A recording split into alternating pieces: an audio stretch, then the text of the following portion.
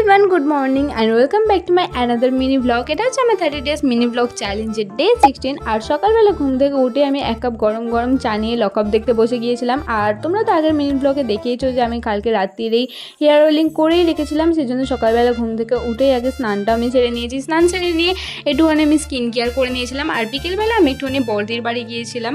আর সেখানে এই বাচ্চাটাকে দেখে আমার এত ভালো লাগলো যে আমি রেকর্ডিং না করে পারলামই না। অ্যাকচুয়ালি আমাকে অনেকক্ষণ ওয়েট করতে হয়েছিলো, কারণ ট্রেনটা অনেক লেট ছিল। তো বাড়ি এসেই আবার রেডি সেডি হয়ে আমি বেরিয়ে গিয়েছি রিমির সাথে।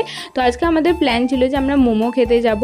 আর ওখান থেকেই পাশে জগন্নাথ দেবের মন্দির ছিল, তো আমরা ওখানেও একটুখানি গিয়েছিলাম। আর জগন্নাথ দেবের পুজোর জন্য পাশেই মেলা হচ্ছিলো, তো ওখানে গিয়ে আমরা শুধুমাত্র চপ খেয়ে চলে এসেছিলাম আবার চা খেতে বাইপাসের ধারে। তারপরে রিমির মা রিমিকে ফোন করে বললো যে চপ আনার জন্য। আর সেই চপ খুঁজতে খুঁজতে রাত্রির বেলা আমরা যে আমাদের বাড়ি থেকে এত দূরে চলে গেছিলাম তোমাদেরকে কি বলবো। তো বাড়িতে এসেই বাচ্চাগুলোকে আদর করে দিন শেষ করলাম। So that is it for today, by.